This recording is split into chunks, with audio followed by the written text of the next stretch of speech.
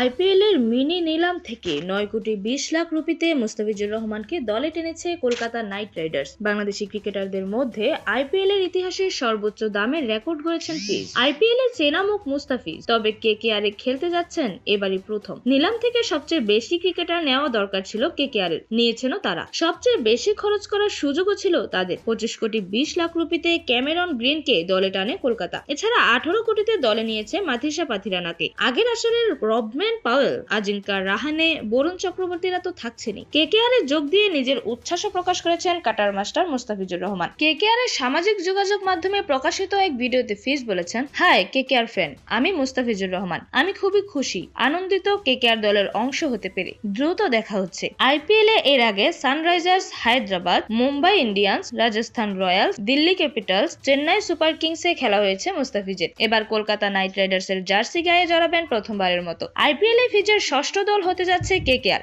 আগেও কেকেআর এ খেলেছেন বাংলাদেশিরা। মাশরাফি বিন মুর্তজা, লিটন দাসরা এক মৌসুম খেললেও দীর্ঘদিন খেলেছেন সাকিব আল হাসান। এবার কেকেআর এর ডেরায় আরেক বাংলাদেশি কাটার মাস্টার মুস্তাফিজ। এইরকমই যে কোনো খেলার আপডেট সবার আগে পেতে অবশ্যই চ্যানেলটি সাবস্ক্রাইব করে রাখুন। ধন্যবাদ। প্লেবাজ নিউজ।